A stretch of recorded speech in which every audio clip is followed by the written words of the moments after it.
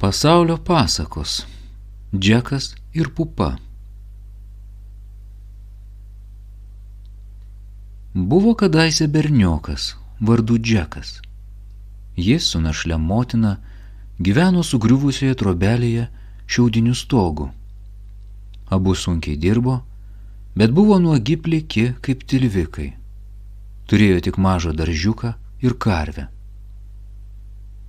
Pieną moteriškė parduodavo turguje ir vargais negalais manydavosi. Bet karvė buvo sena ir vieną dieną užtrūko. Vargšė našlė nutarė parduoti gyvulį. Džekai, iš karvės jokios naudos, tik šieną šlemščia. Rytoj vesk ją į turgų ir parduok. Karvė nekažin ko verta, bet pasisteng parduoti kuo brangiau. Kitą rytą Džekas atsikėlė auštant ir nuvedė karvę į turgų.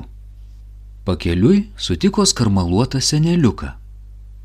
Šis klibikščiavo, pasiramšiuodamas lazda, bet pamatęs Džeką sustojo.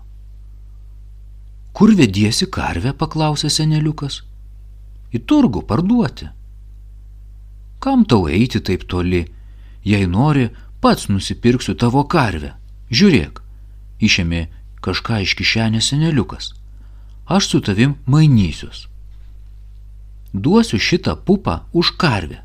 Tik nepamesk, nes ji stebuklinga, atneš tau laimę ir turtų. Džekas valandėlę svarstė. Kągi, karvė sena, ją parduoti bus nelengva, nekažin ką prarasiu, jei sutiksiu. O gal pupa iš tikrųjų stebuklinga? Džekas pardavė karvę už pupą ir laimingas nudrožė namo. Taip greitai grįžai, sūnau, nustebo motina. Karvės neparsivedei, vadinasi pardavei? Atrodai labai patenkintas, turbūt gavai už ją krūvą pinigų? Pamačius, kad sūnus parnešė tik vieną mažą pupytę, gerai moteriškiai užvirė kraujas. Kas dabar bus? Kodėl mano sūnus toks smulkis? Žiūrėti tave negaliu, netikša, marš gulti. Valgyti šiandieną negausi, suriko ji. Įtūžusi Džeko motina išmetė pupą pro langą, o pati susmuko ant kėdės ir gailiai pravirko. Nusiminęs Džekas kiaurą dieną pratūnojo savo kambarėlyje. Vakarop užmigo. Kitą rytą Džekas pabudo ir priėjo prie lango, atidaryti langinių, bet nepajėgė. Valandėlę vargo, bet langines lyg kas būtų stūmęs iš kitos pusės. Džekas neapsikentęs išbėgo į sodą, pažiūrėti, kas jam kliudo, ir apstulbęs išvydo storiausią pupos stiebą su didžiuliais lapais. Per naktį išmesta pupa išdygo ir išaugo. Stiebas buvo aukštesnis už namą, o viršūnė siekė debesis. Vadinasi, seneliukas nemelavo, apsidžiaugė Džekas. Įlipsiu į pupą ir pažiūrėsiu, kas dedasi danguje. Jis pradėjo ropštis pupos stiebu. Nuo vienos šakos ant kitos, nuo vieno lapo ant kito. Ilgai jis lipo, vis aukštyn ir aukštyn, lipo ir lipo, kol galų gale pasiekė dangų. Pupos viršūnė baigėsi ties plačiu keliu, apaugusiu medžiais. Tolumoje stūksojo didinga pilis. Džekas nužingsniavo keliu. Priėjęs prie didžiulių pilies durų, Džekas pasibeldė. Duris atidarė stora aukšta milžinė. Labas rytas, mandagiai pasisveikino Džekas. Atėjau iš toli, esu labai alkanas ir ištroškęs.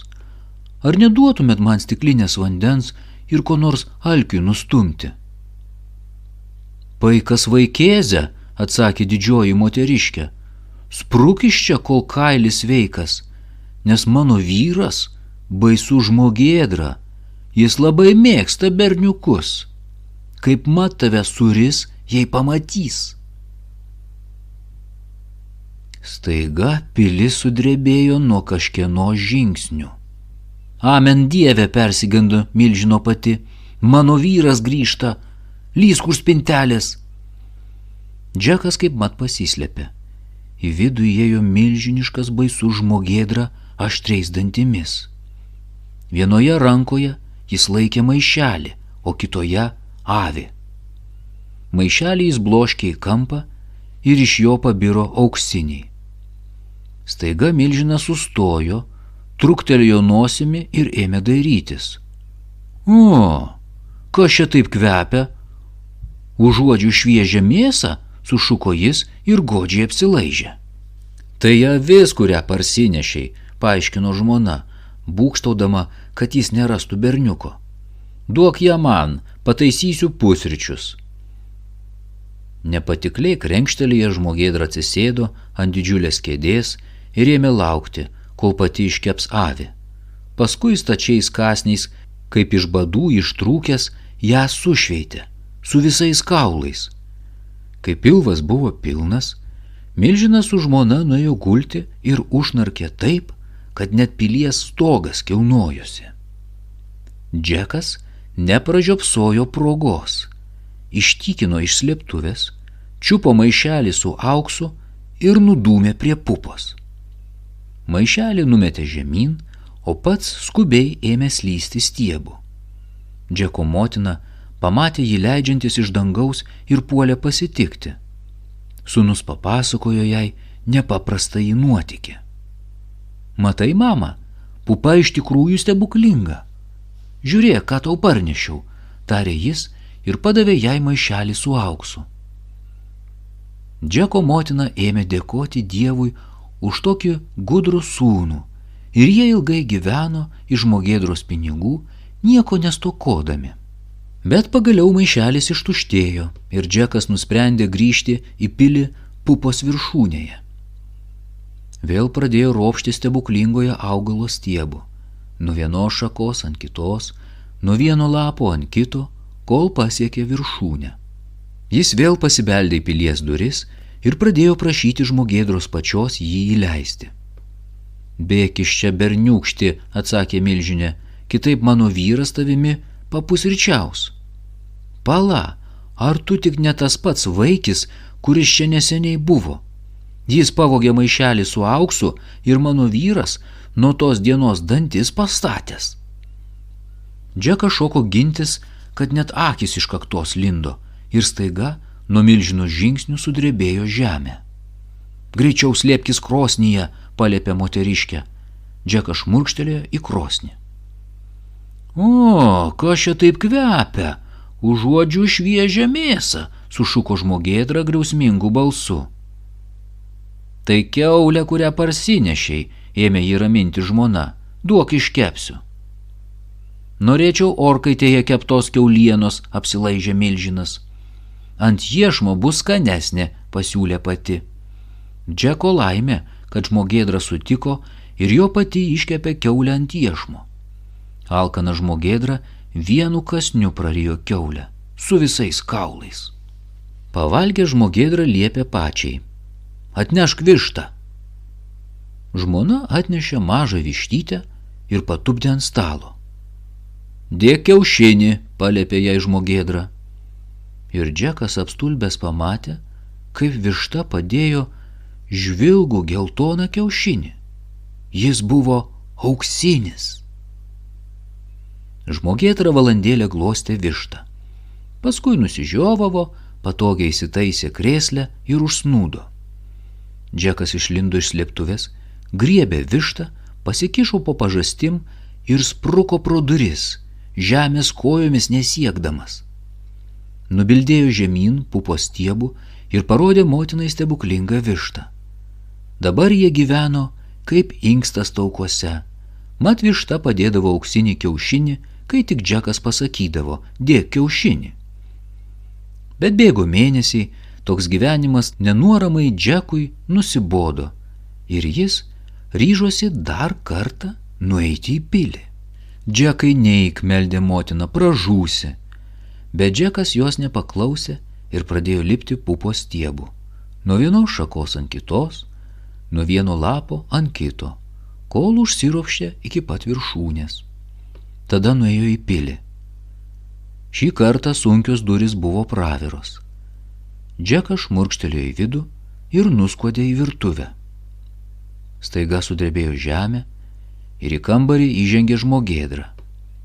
Persigandęs Džekas apsidairė, kur pasislėpti, ir pamatė didžiulį kubilą su muiluotu vandeniu, kuriame mirko milžino puskoinės. Vaikis tučtuojau nėrė į kubilą, tik nosį iškišo. Milžinas sustojo kaip įbestas ir ėmė uosti orą. O, kas čia taip kvepia? Užuodžiu šviežią mėsą, sugriaudė jis baisiu balsu. Milžinas apieškojo visus pašalius, išgriozdė virtuvę, atidarė spinteles, žvilgtelėjo į krosnį už malkų krūvos po stalu, bet nieko nerado, nes į kubilą su pamuilėmis nesusiprato pažiūrėti. Nusivylęs krenkštelėjo ir atsisėdo už stalo pusryčiauti. Žmona vieną po kitos nešė ant stalo lėkštes su vis naujais patiekalais, o milžinas valgė, net ausis lapsėjo. Viskas sušveitęs sušuko pačiai. Atnešk arfą. Žmona tučtuojau atnešė puikią auksinę arfą, papuoštą brangakmeniais. Pastatė ją ant stalo ir išėjo. Skambink, paliepė milžinas arfai. Džekas apstulbęs klausėsi, kaip skambina arfa. Taip gražiai, saldžiai, liūdnai, kad jis būtų klausęs kiaurą dieną. Liežuvį patiesęs. Vieną melodiją keitė kita, kol žmogėdra, užliuliuotas muzikos, užmigo ir užknarkė, net sienos tempėsi. Džekas išlindo iš kubilo, čiupo arfą ir šoko pro duris, bet žengdamas per slenkstį užkliudė arfas taktą ir jos stygos suskambėjo. Žmogėdra prabudo, pamatė, kaip Džekas prunka su jo arfa ir iš pykčio suriko taip, kad laukai skleidėsi. Jis pašoko ir leidosi vytis vagies.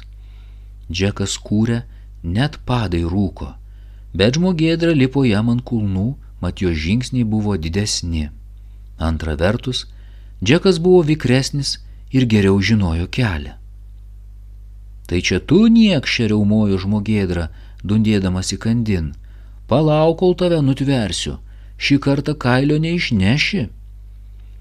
Džekas pribėgo pupą ir paknopstomis ėmė leisti žemyn. Žmogėdra pribėgo kelio galą, pamatė pupą ir ėmė kabaroti žemyn paskui Džeką. Pupos stiebas net sudrebėjo, toks sunkus buvo milžinas. Bet Džekas buvo daug greitesnis ir pirmas nušoko ant žemės prie namų. Mama, žmogėdra ateina, suriko jis, reikia nupjauti pupą. Juodu čiupo kirvį, pjūklą ir ėmė darbuotis. Žmogėdra pajuto, kad stiebas siūbuoja ir sustojo. Staiga pasigirdo baisus trakštelėjimas ir milžiniška pupa nuvirto. Žmogėdra žnektelėjo ant žemės ir galą gavo. Džekas nebegalėjo lipti į dangų, bet turėjo vištą, kuri deda auksinius kiaušinius, ir arfą, kuri skambina nuostabias melodijas, todėl su motina gyveno laimingai ir visko pertekęs. Pabaiga.